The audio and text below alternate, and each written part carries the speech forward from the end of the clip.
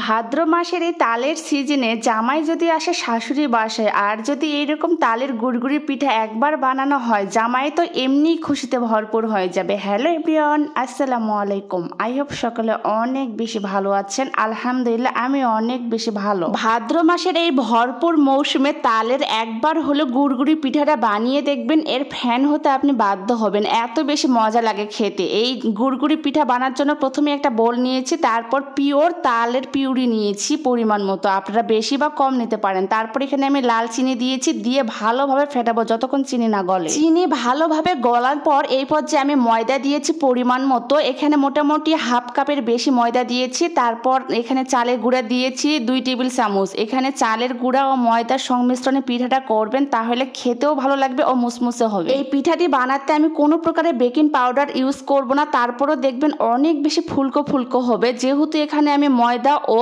চালের আটার সংমিশ্রণে করতেছি, মুসমুসে ও নরম হবে খেতে। ময়দা ও চালের গুঁড়া দেওয়ার পর তালের পিউরির সঙ্গে আমি একটা হ্যান্ড উইচের সঙ্গে খুব ভালোভাবে মিক্সড করব। এই পর্যায়ে সামান্য একটু লবণ দিয়েছি, তাহলে পিঠাটা খেতে অনেক বেশি ভালো লাগবে। আমি এই পর্যায়ে হাতের সাহায্যে মিক্সড করতে চেষ্টা করবেন, হাতের সাহায্যে এই পর্যায়ে ভালোভাবে ফেটিয়ে নিয়ে, তাহলে এই পিঠাগুলো অনেক বেশি ফুলকো ফুলকো হবে। একদম ইনস্ট্যান্ট আমি এটা করে দেখাবো, কোনোভাবে রেস্টে রাখবো না। তারপরেও পিঠাগুলো খেতে অনেক বেশি মজার হয়েছিল। এই পর্যায়ে আমি 2 টেবিল চামচ দিয়ে দিলাম গুঁড়ো দুধ। গুঁড়ো দুধ ও নারিকেল দেওয়ার ফলে এই পিঠাটা খেতে অনেক বেশি ভালো লাগবে। অবশ্যই চেষ্টা করবেন গুঁড়ো দুধ ও নারিকেলটা দেওয়ার, তাহলে পিঠাটার স্বাদ দ্বিগুণ বেড়ে যাবে। এই তো ফেটানোর পর আমি এটা এক সাইডে রেখে দিয়ে চলে গেলাম পরবর্তী স্টেপে। চুলার মধ্যে আমি এখানে একটা ফ্রাই প্যান বসায় দিয়েছি, তারপর রান্নার রেগুলার তেল দিয়েছি পরিমাণ মতো। তেলটা যখন সামান্য একটু গরম হয়ে আসবে, এই পর্যায়ে আমি হাতের সাহায্যে এরকম ছোট ছোট করে বল করে দিব। এখানে আপনারা চাইলে চামচের সাহায্যেও দিতে পারেন, তো আমি কোনো ভেজাল ছাড়াই হাতের সাহায্যে করে দেখাচ্ছি। এই পিঠাটা বানাতে মাত্র